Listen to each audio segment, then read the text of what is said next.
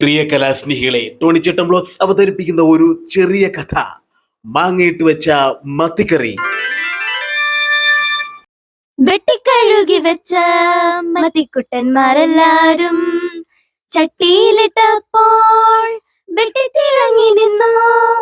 വെട്ടിക്കഴുകി വെച്ച മത്തിക്കുട്ടന്മാരെല്ലാരും ചട്ടിയിലിട്ടപ്പോൾ വെട്ടിത്തിളങ്ങി നിന്നു.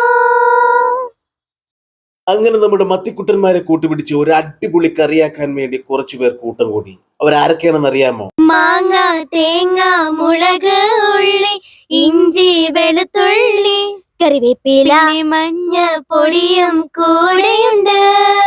അങ്ങനെ ഒത്തുചേർന്നവർ തമ്മിൽ തർക്കത്തിലായി. തങ്ങളിൽ ആരാണ് കേമനെന്നറിയാൻ അങ്ങനെ ഒന്നും രണ്ടും പറഞ്ഞ് വഴക്കിന്റെ വക്കിലെത്തിയപ്പോൾ അവിടെ നിന്നൊരു സുന്ദരൻ പയ്യൻ പറഞ്ഞു, കറിയായാൽ അത് ഞാൻ വേണം, ഉപ്പില്ലാത്തൊരു കറിയുണ്ടോ?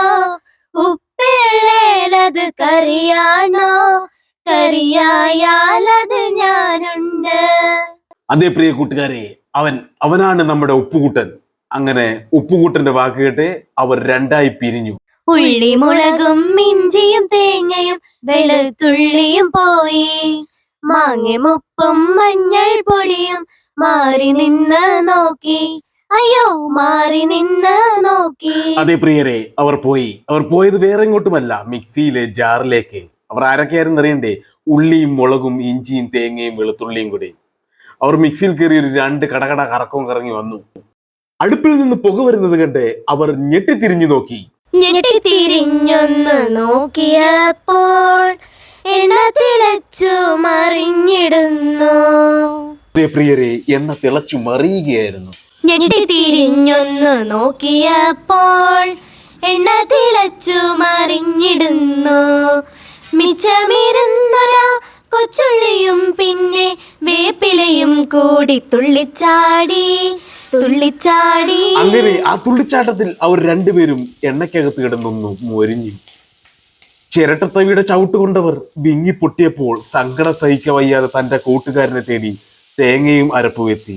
അങ്ങനെ അവരും ആ എണ്ണയിൽ കിടന്ന് മറിഞ്ഞു. അങ്ങനെ ആ എണ്ണയിൽ കിടന്ന് വെന്ത് വേദനയിൽ പുളയുമ്പോഴും അവർ ഒന്നിച്ചു നിൽക്കുന്നത് കണ്ട്, അവരുടെ സ്നേഹം കണ്ട് എല്ലാം മറന്ന് മഞ്ഞപ്പൊടിയും ഉപ്പും അവരോട് കൂടെ കൂടി. ദാ വരുന്നു ഞങ്ങളും എന്ന് പറഞ്ഞുകൊണ്ട് ഉപ്പും മഞ്ഞപ്പൊടിയും എണ്ണയിലേക്ക് എടുത്തൊരു ഒറ്റ ചാട്ടം. പിന്നെ നടന്നത് എന്താണെന്ന് അറിയാവോ? അവിടെ ഒരു സവാരി ഗിരിഗിരി പരിപാടിയായിരുന്നു. എണ്ണയിൽ കിടന്ന് വേരുന്ന പോരാതെ ചിരട്ടത്തവി കിട്ടി ഇളക്കലും കുത്തലും എല്ലാം കൂടെ ഒരു രക്ഷയില്ലാത്ത പരിപാടിയായിരുന്നു. പിന്നെ അവിടെ ഇതൊന്നും പോരാതെ ചോട്ടിലെ തീയുടെ ചൂടും കൊണ്ട് സഹിക്കാൻ വയ്യാതെ അങ്ങനെ നിൽക്കുമ്പോഴേ ആരെങ്കിലും ഒന്ന് സഹായത്തിന് വന്നിരുന്നെങ്കിലും ഒന്ന് ആശിച്ചു പോകും.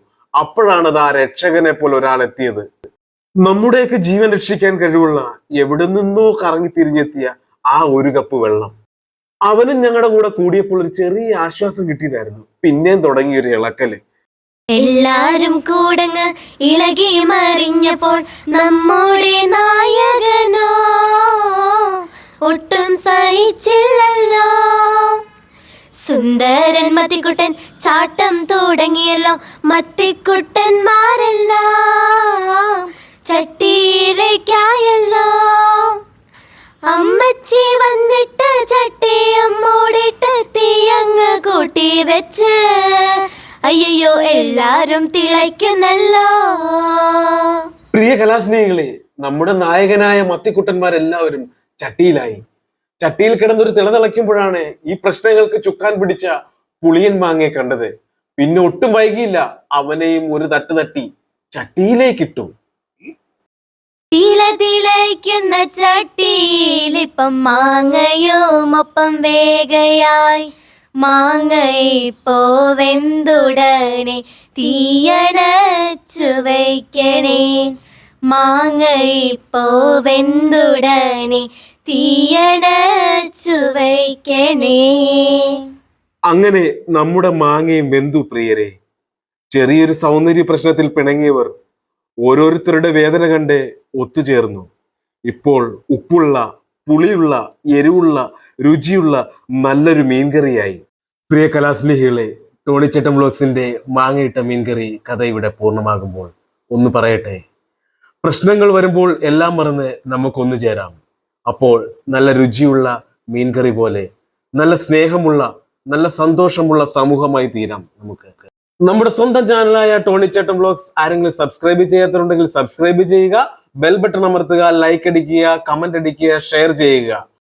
അടുത്തൊരു അടിപൊളി വീഡിയോയുമായി ടോണി ചേട്ടൻ വ്ലോഗ്സ് വീണ്ടും വരുന്നതായിരിക്കും. നന്ദി.